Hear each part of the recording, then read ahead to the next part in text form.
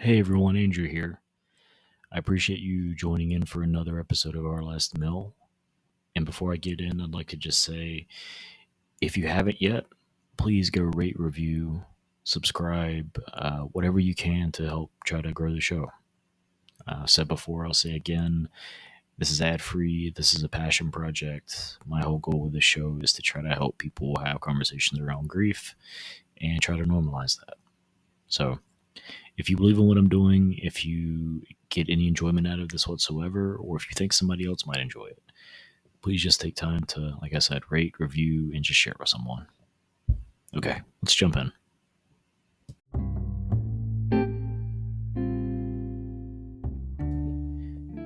There are a lot of ways to grieve someone, and it's probably no surprise to you or anyone who's listened to this podcast for any amount of time that I find food to be one of the most powerful ways.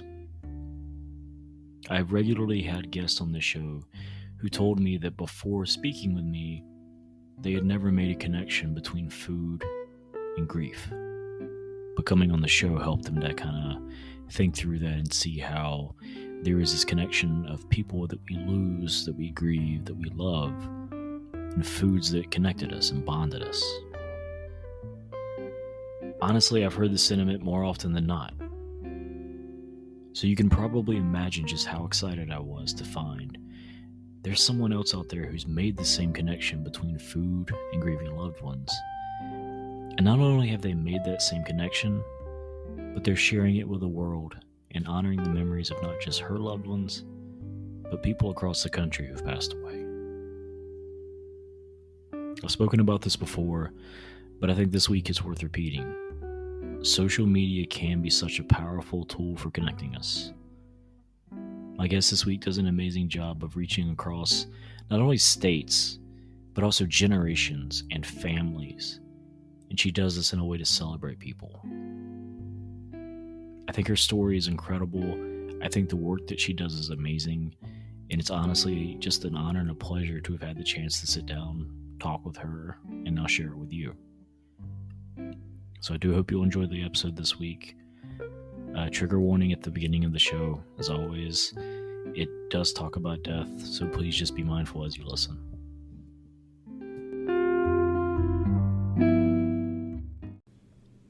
Hello and welcome to Our Last Mill. I'm your host Andrew, and my guest this week is librarian and TikToker known by the handle Ghostly Archive, Rosie Grant. Hi.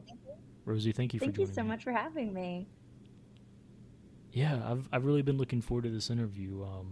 We were talking before the recording started, and it's cool because I feel like you and I don't think play is the right word, but kind of live in a very similar space of grief and food.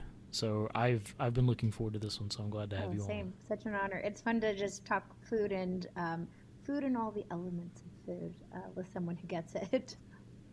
on. Yeah, I mean, so we'll talk about what you do in a moment, but I've got to ask just as a starting point: have you always been a foodie or just a food focused person? I think I've always liked food with like a lowercase f. Like I feel like there's these people who love like the Michelin star restaurants and like fine dining and cooking. And I think I've always loved food. I was an English major and creative writing minor, and I took a lot of food writing classes. So I love talking about food and thinking about food, especially in like different spaces. But I was not a good cook. My family doesn't follow a recipe to save their lives. They're very much like food is important to us, but we're not like we wouldn't even know like what half the kitchen utensils in like a Target are. I like that approach. I mean, I I feel similar. I can appreciate good food. You know, high end. Anytime I've had a chance to go to a fancy restaurant, like it's great. I love it. But there's something about just like a simple like a hot mm, dog or just like a really good mm. soup. You Yes, know, exactly. simple is good. Yeah, simple is the best at the end of the day. And like feels like a lot of grief foods are often very simple.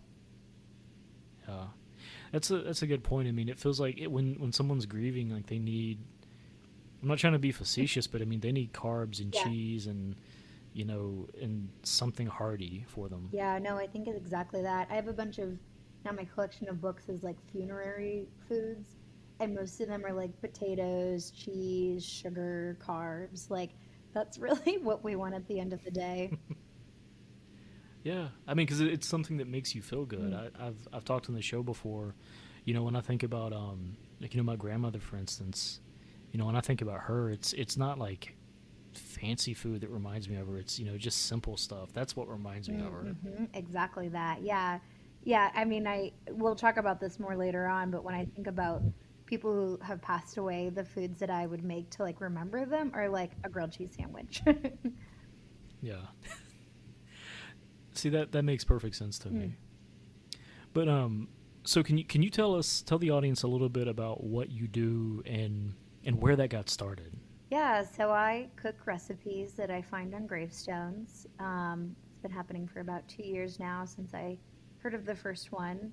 I was in library science school studying to surprisingly be a librarian. And I was also interning as part of my program. I had to find an internship in a library or an archive, and this was in the middle of the pandemic. So I was trying to find something that was open basically in Washington, D.C., and I ended up in an internship for the archives of a cemetery in Washington, D.C., a congressional cemetery. And so part of my program, I had to create a fresh TikTok account or any sort of social media account, and then pick a niche and then just post every single day a video about that niche. So I made my niche about my cemetery internship, which turned into featuring graves and memorials in different ways people want to be remembered after they've passed. And then, of course, landing on this now very huge passion project that keeps growing of finding recipes on gravestones, cooking them, and then eventually visiting their gravesite with the recipe. Wow. Yeah, you kind of caught me when you first got on. I was actually looking at some of your videos, and I found one where you had taken a carrot cake to someone's tombstone. It was a recent one. Yeah, yeah, Um, that one. So I visited, of the 23 I found, I've visited now seven of them. And that one was I was very nervous about traveling because most of these recipes are like meant to, you make them in your kitchen and you immediately serve them to family and friends. You don't travel 600 miles to a cemetery to eat it. But that being said, Christine Hamill, this was her carrot cake recipe. I should add also, this woman is still alive, but she has her gravestone up, as well as her yeah. husband. And the cake traveled really well. It was an excellent carrot cake. And then and since then, have purchased a cake holder for any future cake deliveries. So I also saw another one where you made a chicken soup that looked amazing, by the way. But can you tell me when you were making these recipes, what's going through your head? How do you feel? Because you're making recipes of people that you didn't know, Mhm. right? But in a way, it is an act of remembrance and respect. I would even say. So, how do you feel whenever you're doing that? Yeah, I mean, the whole process is very, I would say, nonlinear. The first, I would say, six people I'd heard about, they'd been featured in blog posts, or they're at the very least they were on Find a Grave, and I could find an online obituary. So usually before I even Yeah, cook the recipe, I try to learn as much about the person as I can. In the best case scenario, it's of course like a family member will reach out, and I'll get to chat with them and just talk about who was this relative, anything like that. So, actually, in the case of this chicken soup, her son reached out and just had so many, like, he has her handwritten letter that he had turned into the gravestone where she had written out the recipe. Even when I'd posted it, someone had commented on TikTok, a friend of hers, being like, she used to make this for me all the time. This made me feel so much better when I was feeling sick. Like, I miss her so much, and I have this soup when I really miss her. And so those are things yeah, in mind. And I think on some level too of like a human connection, I almost think of it as like cooking with like a friend or someone who like when I think about like cooking with my grandmothers, where you're like, oh wow, like I love this mixture of recipes. And again, I'm not a great cook, so like I honestly have such an appreciation for these people who have curated their own recipes over time. So I don't know. I find it a very like peaceful and lovely recipe. And if I mess it up, then I'll just make it again and again and apologize to the person in my head. well, but I mean, this could just be me, but I couldn't think of a much better way than somebody trying to honor me through cooking something that I love to cook and trying to do it over and over again to get it right. And and it's funny. I've had so many people on the show who have talked about, you know, trying a recipe that belonged to somebody that they lost, and it's never quite the Mhm. same, so they keep trying it, and it's like always chasing that how do I get it as close as possible. It's so true. Yeah. I feel like, if anything, like the recipes in that sense are a little bit haunting, but also so beautiful that we can still have them. Like, feel like I've heard so many stories like that, like whether the recipe was lost and the family was having trouble recreating it, or there's like some ingredient that they know is missing that they're still trying to find. Yeah. I mean, if nothing else, this is kind of such a genealogical project of like interview your relatives now while you can, and like cook with them if you can, and learn your food history, and like because these things are so precious and finite. Yeah. I actually called my mom a few months ago and just kind of because I guess doing the podcast it had it running through my mind, but I called her and I said, "Hey, your chicken and dumplings, that is the ultimate comfort food for Mhm. me. That's the thing that she would make when I was a kid, and I always got excited about it." And I told her, "Please call. I'm gonna hang up. Call me back. I'm not gonna answer. Leave me a voicemail. Tell me how to do it." Mhm. So at some point, I'm gonna use that to take try my stab at it. But it's yeah, I love your approach there of use it as a genealogy piece, which actually kind of leads me to my next question is, can you talk about that importance of food and recipes related to family history?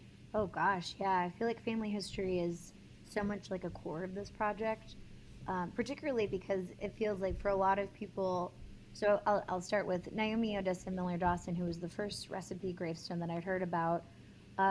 The joke she took it to the grave was almost literally for this recipe. This was something her family requested. Friends, coworkers of her son had tried these cookies, these spritz cookies of hers, and they loved them. And we're always asking for the recipe, and she kept saying like, "No, no, it's my secret." And it was truly when they were planning for the end of life memorial. It was her son's idea of like, "Hey, mom, can we finally get that recipe?" And it put even just for hers, it's just the ingredients. It's not even the instructions. And that was the closest kind of like public inscription of this secret recipe. And then for a few other ones as well, it was like a very precious family recipe in a couple of different cases that the kids or the other relatives had thought like, wow, what a beautiful way to remember someone, or even preserve this recipe for the rest of us. Yeah. And then for one woman in particular, who's actually again still alive, this woman is her gravestone is in Arkansas, and her name is Peggy. She has a sugar cookie on her gravestone, and she was like, I want people to know that I made a really good sugar cookie, and I want them to be able to make it themselves. And she's a grandmother. During the pandemic, her grandkids even called her up to try to cook it with her, like over Zoom. So just to have a little bit of that family like legacy and genealogy. But yeah, I think for me, like, so when this project first started, I was in archive school and I took a genealogy class, and because of that, I interviewed one grandmother had just passed away, and the other one was what I didn't even realize was 2 weeks left of her life. And so we had a 4-hour conversation about food and our history and family skeletons. And who were the cooks of the family? What did she feed my dad and his siblings when they were growing up? Like, what did she cook when she was a kid? And like there was just so much I didn't know that. And then she ended up passing away 2 weeks later, and so like that's truly like all of that I would never have had or known any of that without that last conversation. So yeah, I feel like again it's not to be like so paranoid, but I'm like, interview your people now. Because you don't know when you'll get another chance to. Yeah, and I don't think it's paranoid. I mean, I think it's there's something really affirming, I think, about being present with people that matter to you. And you can be present in all kinds of ways, right? But if food is something that matters to you, I think going in with the idea that grandma, you make this thing really well. I love this. I want to know more about it. I tried to do something similar with my grandmother before her passing a couple years ago, and it was around fried cornbread, which Mm, is it's like lard, cornmeal, and water. It's incredibly simple, but just I don't know how she did it. She did it perfect, mm. and I have never been able to get it right. And I can't ask her now, but I'm gonna keep trying. At some point I'm going to get something kind of close. Yeah. So I applaud Oh my that. gosh, absolutely. I feel like, yeah, all of our grandmothers had some recipe that so many of us, well, I mean, I'm laughing about our family. When my grandmother passed away, she made us this like yellow cake for all of our birthdays with chocolate icing, and she had 32 grandkids. So it was like there was a million yellow Wow. cakes being made every single year for all of us. And we had them every single year for each of our birthdays. And at her funeral, we were like, we wish we could have your yellow cake. We miss it. Like, this was just such a celebration of everything we knew. And my mom was like, that's just a box cake, right? Like, there's nothing special about it. But for us, we were like, no, it's not the same. There's something about. Look, I don't care if it is the same exact recipe. There's something about it being made with a grandmother's hands. It just makes it taste better. I Exactly. can't explain it. There's nothing logical about it, Mm, but it's true. yeah. It's just true. It's so, yeah. Unfortunately, that's the missing ingredient. Yeah, it's love. I mean, I don't know if it's love or if it's experience, but it's got to be one or the other, right? Yeah, maybe a little bit of both. Yeah. I think about it sometimes. I've got a daughter who's about to be 7, and I think about the food that my wife and I make for her now. And so one of the things doing this podcast has really stood out to me is that we're basically creating those food memories for her now. And it's nothing crazy, difficult. But I'm hoping that in 40, 50 years that she'll think about the pesto chicken pasta that I made her, and it'll be a comfort food for her. Oh, absolutely. That's so funny. My dad made a pesto pasta when I was a kid, and that's one of my biggest things now that like and I recently I grew up in Virginia slash the DC area, and I just recently moved to Los Angeles, and I crave that pesto pasta daily now because I think it reminds me of my dad. It reminds me of like special occasions when he would make it for me. So I think you're truly setting that in stone for your daughter. That's so lucky for her to like, already having these things being presented. Yeah, you just brought a tear to my Oh, eye. That kind of pesto pasta. yeah. Well, yeah. I mean, look, she's my best buddy. Mhm, So the idea that so that's reaffirming. So I appreciate that. mhm. We'll shift a little bit. You kind of alluded to this already, but I did want to talk to you about your own experiences with loss and grief, and then how that tied to food. So, you mentioned your grandmother. I know in talking beforehand that you'd mentioned her passing, and can you tell me a little bit more about your grandmother? Yeah. So when I was I pretty much both of my grandmothers died very close together. When I knew a lot better, I'd spent the majority of my college time with her, just living in her house. And she was just, I would say both of them actually were big matriarchs. They, I've come from big Irish Catholic families on both sides. So every holiday was just like a hall with a million cousins and them cooking for days at a time to like prepare for all of the masses storming upon their house. I would say so for the grandmother in particular, who I just spent a lot more meals with. She was such a simple person as far as like her food. I mean, she loved food. She loved eating. She loved entertaining. But her cooking was like she would have eggs and toast in the morning with a glass of orange juice and a cup of coffee and read the New York Times. And then for lunch, she'd eat a sandwich. And for dinner, she would make like literally like onion soup mixed with patty burgers or like something. It was like so simple. But it was like as a kid, I loved the food that she ate. Maybe because it was like almost like children's food. Like it was very simple. It was very hearty and filling. She loved baked potatoes. There's like, of course, like she just loved potatoes with everything. Um, and it was really beautiful, but like mealtime was so important to her. And so we even have talked, like my cousins and I had a lot of female cousins. We were the oldest kids in the family. And now we're trying to figure Yeah. out how do we like recreate, because she was so big on like having breakfast together, having dinner together. Like the three of us grew up so much living in and out of that house. And then when we were all in college, we lived with her for a span of years. And it was so nice. And as kind of like growing young adults, we were like, Grandma, we want some freedom. And she's like, you will have breakfast with me. We will talk about our days. Like, mealtime was just so important. So that was kind of like the food legacy that came from her. And then the other one I would say was much of a more like she loved Julia Child. She truly did follow a recipe. I don't remember eating as much of her food, mostly because as a kid, like lobster sounded terrifying to me. But Yeah, that's it's fair. it's you know it's tough for a 5-year-old. So like I would eat the kid food version, which was like probably mac and cheese or something like that, that she would throw our way, just because the kids were like, I'm not eating the fancy stuff. Um, but she did start some fun food traditions. She would make a lobster bisque that my uncle now, like, he has instilled this. He's also a librarian and loved Halloween. And he, every Halloween, we would grow up going to his house and he would make lobster bisque every year, kind of in the tradition of her. And I have this like Yeah. weird, like, spooky fall. You're eating this like really tasty, savory bisque. And so now that lobster bisque for on her side of the family is a very strangely nostalgic food too, especially around Halloween. Oh, that's great though. It having that thing that is kind of picked up and carried on. It's almost like a flag being picked up, and they're going to keep on taking it. I love Yeah, that. yeah, very much so. I got to learn how to cook it. I just got Julia Child's book actually that my grandmother had as well, and so I'm going to try to cook through some of these things. Is it her copy or did you get your own I got my copy? own copy. Unfortunately, all of hers were gone, but partially thanks to the interview of just like knowing the things that she liked cooking, and then as like a part two, I also interviewed my dad just to be like, what did you remember eating when you were a kid and growing up? And he was like, also I ate kid food, and then eventually I started to be able to eat the lobster bisque. Yeah, you graduate up to lobster. Exactly. 5 year olds aren't. It's like it's not a fun looking animal. It's not a fun looking Oh, it's food. terrifying when you're a kid. Yeah.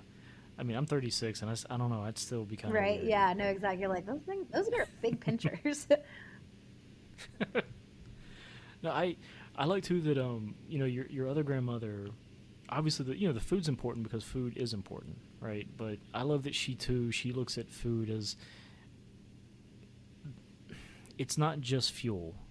It was a chance to be with people. It was a chance to, like you said, talk about our day and, just connect. I mean, that's to me, that's the power of food and in a meal. A meal is not just like I need something to eat. A meal is really a chance to be with people you care about and just spend time with them and build Yeah, memories. I think exactly that. Like, I think something that's been interesting about this whole project and like talking to different relatives of these people who put recipes on their graves is food connects to a memory of a person for some reason so much more strongly than just talking about them or like seeing a photo of them. Like, all your senses are engaged.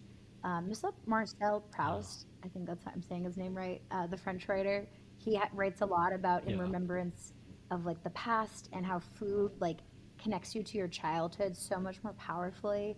Kind of like in Ratatouille, where like the bad guy eats the dish and he's suddenly transported to his childhood.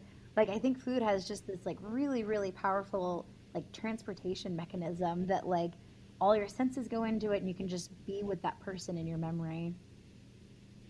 Oh my God. Yeah, that's it though. I mean, it's not the opposable thumb. I really think it's the ability to like make a recipe and then think about somebody. That's what separates us from the Yeah. animals more than anything.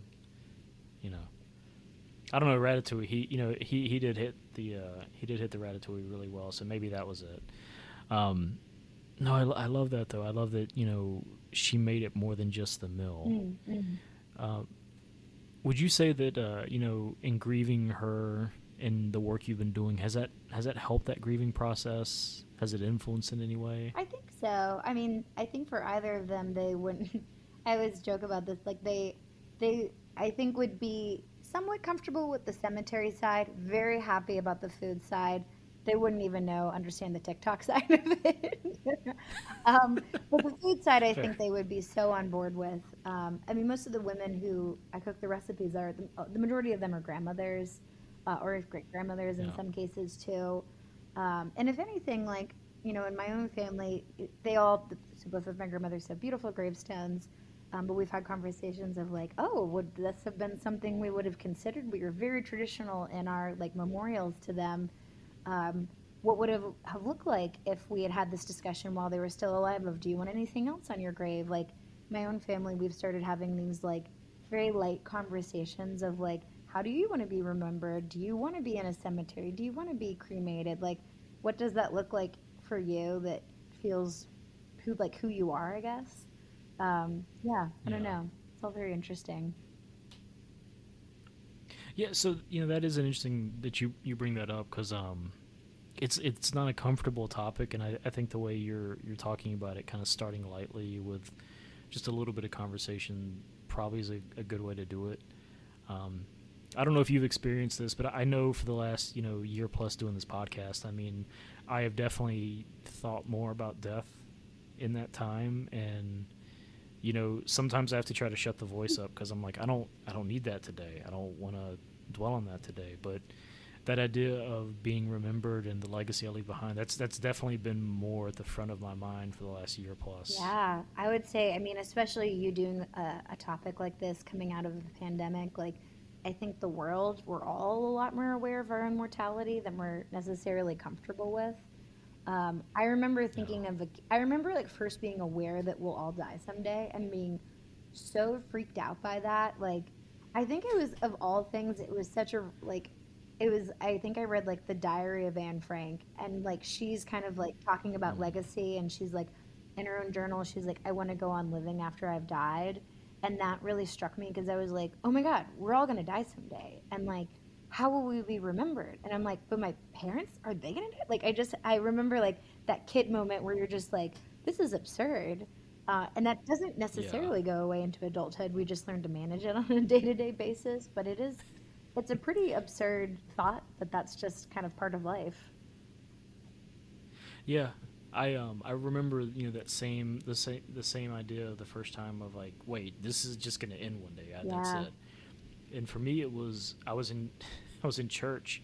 It was like a Wednesday or a Sunday night evening service, and I remember talking to my cousin, and all of a sudden, it just kind of clicked. Like, wait, we all die one day? What? What? And yeah, and like, so an existential crisis at 6 is Oof. really that's a bit much, Mm-hmm. you know. And I managed to shut the voice up for a long time. Of like, okay, it's that's one of the things I think that's helpful whenever you're in your teens and early 20s is the idea that like I'm immortal. I'll be okay. Mm-hmm. It can lead to some poor choices, but it also I think it kind of I think you need a bit of that though too to kind of learn that you can't learn the world around you and how to function in it at the same time that you're worried about your own mortality. Mm. It's That's too much for one person to balance. Oh boy, yeah. I think you hit the nail on the head with that. Like, it is so healthy. I think for the like, I'm so glad for like the younger years of truly believing this, like, or just like not having capacity to think about that.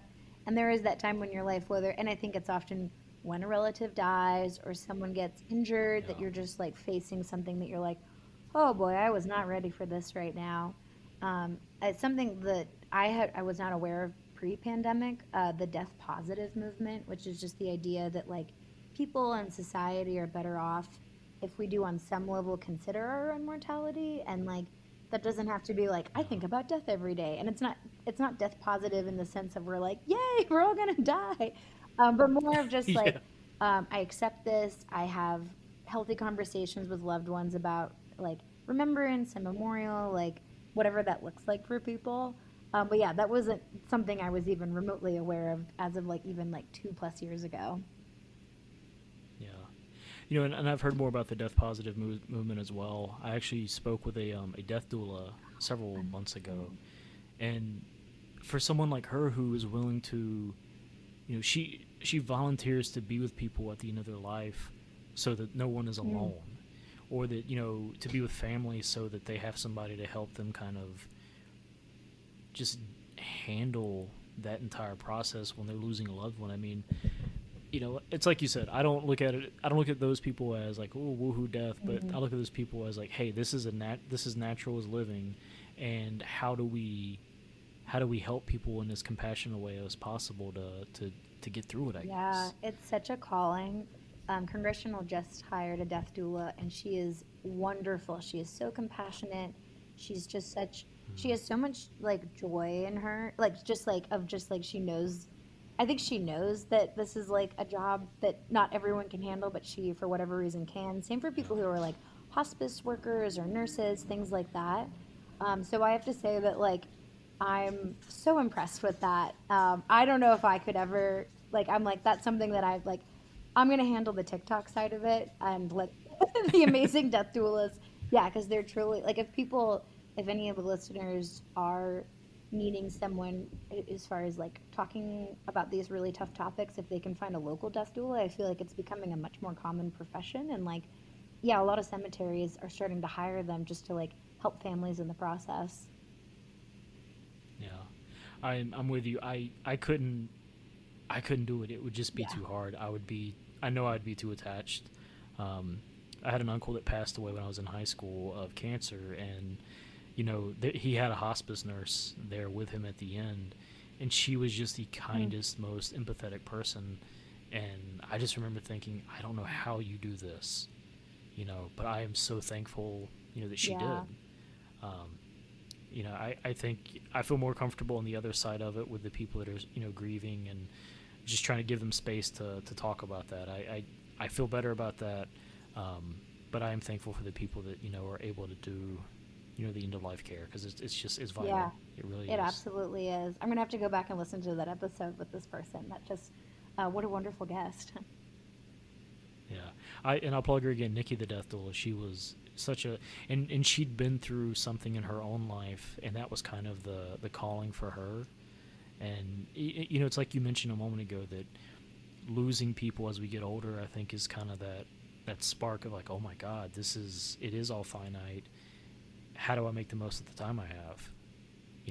I was interviewed for another podcast last night, and one of the things I talked about was, with my grandfather's passing, he was an incredibly kind, giving person, and he didn't even go into the extent of how kind and giving he was while he was alive. We had to kind of everybody had to kind of share their own story after his passing, so we all kind of got a full picture of like he was doing a lot Mm. for a lot of people, Hmm. but it was that kind of spark of like, okay, how do I live my life in a way that's more more akin to that. Yeah. So That's beautiful.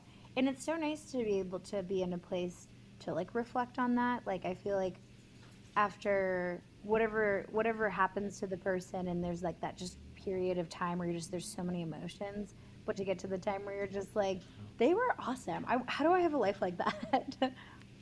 yeah, it is. It's really special whenever you can go from thinking about them and feeling just like gut wrenching Mm. sadness to thinking about them and it's a positive Yeah, memory, yeah. and it might still be a little bit sad, but it's a happy one. Yeah, I love that. The bittersweetness to that. Yeah, my daughter helped me a ton through my grandfather's passing because she would talk about him, and I think sometimes she kind of knew to change the Mm. subject, which was the emotional intelligence that she displayed. She would turn it into, well, what's your favorite dinosaur? Because it's a great Yeah, question. It will get you to change your mind. that is But genius. Oh my gosh, she is ready to save the world. yeah, yeah, she's something else. She's special. Oh. But so you know, you talked about your grandmother. Did you have another friend that you wanted to talk about as well? Yeah, I feel like because I love talking about my grandmothers, and like they had such beautiful long lives, and I can totally understand for your first. Everyone has like that first instance of someone passing away that you're like, whoa, I wasn't prepared for this, and this is just like a whole other side to it. And I had a friend who died in Yeah. college, and I think that for me was like another like huge awareness moment where I just was like, oh my gosh, this is just like a thing that happens.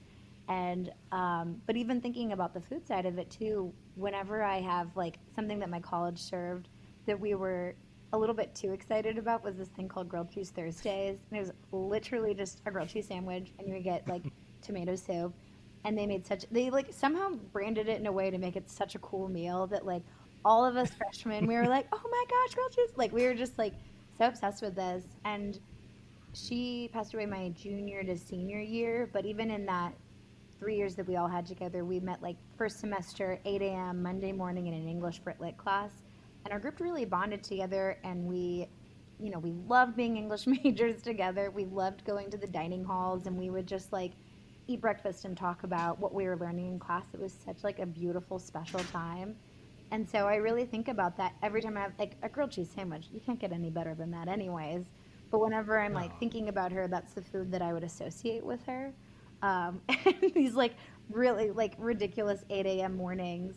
And that was even a time too where like I had so many like when my grandmothers both died, I was both very sad and like just like but also thankful they had long lives. Like this was a young woman who it was so surprising that the biggest emotion I felt for years was just anger. Like I was just so angry about it. Yeah. Sometimes I'm still honestly angry about it, and it's been like 15 years, and I'm still like mad about it.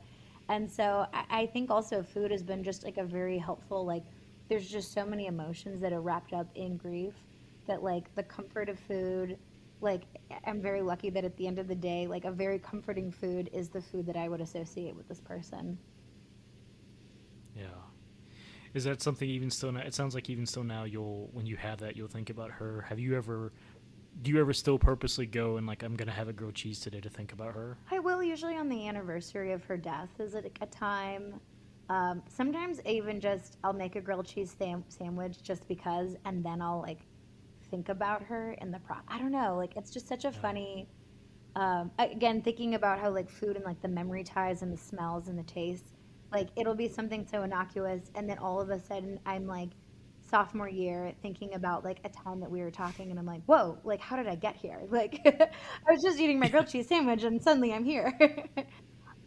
And so yeah, I don't know. It's just. It's still probably a person who I will just like never know what to do with some of the emotions. It'll just kind of carry me forward. But I do find food very comforting in the full situation of it. Um, maybe that's just how food is at the end of the day. It's just comfort. Yeah. I think so. I think I'm very much in the camp of food is so much more than fuel. I mentioned Yeah. that earlier. I the people that feel like food is fuel. I'm not saying they're wrong. There's not bad people morally speaking, but I just don't understand it. Um, it's so much more to me than that. And the more people I talk to, even the ones that think, well, I'm not really a foodie, and this person, it's not like they had a signature dish. I mean, but I've yet to speak to somebody, or talk to someone who they didn't say, well, yeah, so so and so, my grandmother, my grandfather, my cousin, whoever, they did have a food that they ate all the time that they loved. That I still think about them when I have it. I mean, it's the most universal thing, I think. Yeah. That and dying. Yeah, yeah. Death, taxes, and we have to eat, Yep. right? Right. Exactly. Yeah. I mean, food at the end of the day feels like there's just so much choice that go into it, which makes us who we are. Like, I think both of my grandfathers were pretty fuel as food people, but like, that's something that we would say about them. Like, oh, that's granddad. He'll just eat hard boiled eggs. Like, that's his choice. Yeah. I mean, and that's definitely that's a Oh grandfather boy, food of is it just ever? hard boiled egg, little black pepper, Yep, exactly that. and let me guess, black coffee. Oh, absolutely. Yep, every morning. Yep. Then go golfing.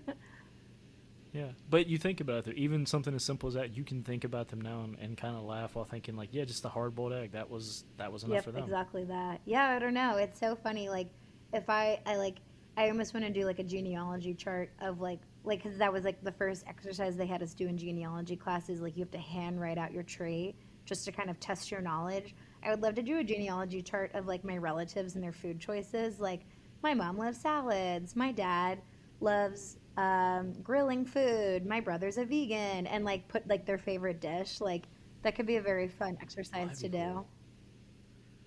That would be fun, you know, because everybody's got that one thing that's your favorite. Okay, this if you had one could have one more meal, what Yeah. would it be? Everybody's Yeah, got that. exactly.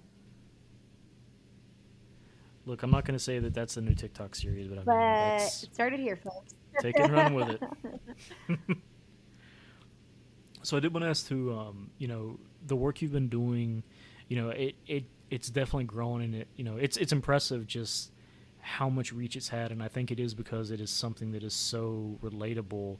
And you mentioned earlier coming out of the pandemic, I think people in general are more aware of mortality. Um, so what you're doing, it's important and it's relatable, But what have been some of the unexpected outcomes, for you? Yeah, I think all the different ways that people interact with it is very interesting because, like, yeah, there'll be plenty of people who just go like, "I didn't know this was a thing." Like, same here. Or they'll be like, Yeah, "Gosh, like this would be what I would put on mine," or "This is what my grandmother made a similar recipe, and we make it every year." And like just like the vastness of like food stories that people just have. I guess I shouldn't even be surprised by that, but it is a really beautiful thing of like, and TikTok offers such an immense. I mean, I've worked in social media for years now, and I've never been on a platform that just like vastly connects so many people at once. And so it is really Yeah. interesting to hear like food traditions from around the world where people will be like, I've never seen this before, but here's my family's food tradition. Like, we also do food and burials, and we live in this area or this area. Um, I'm from the UK. I've never seen this before. This is what our gravestones look like. And so it's just like the universalness of death, but we all do like come across it in such different ways, which is just so interesting to see. Definitely the family stories, like families reaching out, has been like by far like to me the biggest personal impact of like them taking the time and being so generous with just sharing stories about their loved ones. Or like one woman, her mother passed away and is buried in Iowa, and she sent me her mother's cookbook that they handed out at her funeral. And so she made like a personal recipe book, and you know how like you get recipe cards at a lot of funerals, they handed out like a full book to each person, with like a dedication Wow. page and then all of her recipes. And of course, the recipe that's on her gravestone, which is a cheese dip, is included in this booklet. And it was so beautiful. And she sent me the book. It's an excellent book, just so many good recipes. So yeah, I don't know. It's really cool to see all the different ways that like food intersects with all these people's lives. Yeah, I love that. I you just made me think. I keep it here at my desk. A couple months ago, I got to go to my visit my aunt who had saved a bunch of my grandmother's effects, and I was able to grab a couple cookbooks of hers. Amazing. And so yeah, and it's like I was going through it, and I found like just little notes that she'd written in there of recipes that she I guess wanted to Oh, try or that she liked. And none of these are like, oh, it's there's no Julia Child cookbooks here. This is all I'm so sorry. My computer just did that. Please that's okay. continue. So Technology. so these are all cookbook. No, it's fine. So these are all cookbooks that she got from from church groups. So these are all ladies. So for instance, one of them here is the Heinz Heavenly Hash. It's the Heinz Baptist Church. Oh my gosh. You You have know, this like a handwritten recipe of hers with that? I unfortunately I don't have a handwritten recipe, but I do have, where she put notes in here of just different recipes that she liked. So getting to see her handwriting there was Oh just my gosh. That's yeah, it's incredible it's that it's you just a have really that. cool That's connection. so cool. Yeah, yeah, it's nice to have handy just to remember her by. So I love that you've had that experience though with people whose families. I mean, that it is that visceral. This is part of them, and I want to share it. And I appreciate that you're doing that and sharing people and their stories, and you're honoring them, and that's wonderful. Yeah, I feel very lucky with the generosity of so many people in this project, both with like their time and energy, because it's, of course, it is such um, it can be such a painful topic. And so for them to be, I mean, it feels to me a recipe on a gravestone is such a giving act of like, they could just say like she liked cookies or she made great cookies, which is beautiful. Like that's great if they did that too. But to give like the Yeah, tools for people to still connect with someone from beyond, I think is so cool. And then even kind of in their continuous generous spirit of like sharing with me stories and memories or photos. And it's just I again, I feel very lucky to be connected to something like this, which I don't know. Yeah, and the fact that most of them didn't know about each other too is another surprising thing as well. Like, it wasn't like, oh, this is like a trend or like people are getting ideas from this person or that person, but like they all individually seem to like be like, we like this idea. We're just gonna do this for ourselves, and I think that's so beautiful too. there's something so human about Yes. that, and I'm a big believer that we have more in common than we don't, and hearing stuff like this, talking with people from all kinds of backgrounds, and just hearing all the similarities, it's very reassuring and very comforting. Yeah, it really is. Knowing that we can continue to connect with people even after we've moved on. Yeah, I love that. Well, Rosie, I want to tell you I thank you so much for being on. Before I let you go, though, I kind of gave you a heads up. I've always got to ask. You talked about your grandmothers. You talked about your friend from college. If you could have a chance to have one last meal with any of them, what would you want to have? Who would I want it to be? Oh, could I have a dinner party with all of them? Is that an option? And what would I serve at it? Yeah, well, you know what? There are no rules in this Oh, game, I so love yeah. that. Oh, well, first of all, I love the idea of having both of my grandmothers and this friend at a dinner party. That would be such a hoot, honestly. One was they politically such different views, which made them so much fun. But they absolutely love talking. They love chatting over a meal. Um, Something that I would very likely put on my gravestone. This is my favorite hosting dish is clam linguine, and I home make my own pasta. Okay. And I think my grandmother would say, "Oh, that's a riot," because anytime extraness got put into food, she'd be like, "That's such a riot." I would also serve salad that I know that none of them would eat. They would just make fun of me for making. So I often would just serve salad, and my grandmother would be like, "What am I supposed to do with this?" Um, I'm already very excited about the idea of this dinner party. I hope this happens at some time in my future spiritness. Yeah, I love it. That's awesome. Thank you so Oh, much of for that. course. Great Um, question. so last thing is, where can the audience find you, and what do you want to promote that we can learn more about what you're doing? You can find me at Ghostly Archive on TikTok or Instagram. Of course, if you have come across any gravestone recipes or honestly even just interesting memorials, feel free to share on either platform. I think Instagram's often easier for people to reach out on. I also have a link tree connected to both if people want to shoot a message that has an email form. Something that I'm excited about that's happening this Sunday, I'm doing a food, death, and grief panel with three other women who all kind of intersect with this. One's a mortician, one is a tour guide at a cemetery, another woman just kind of bakes these very unusual cakes and just does grief education. Hopefully, that video will be recorded of the panel and we can share it because it'll kind of touch on all of these topics. Perfect. Thank you so Thank much. you. Rosie, I appreciate you being here and sharing, and I'll make sure to link out all of that information in the show notes. Thanks, Andrew. I appreciate it. Thanks for having me. Thank you.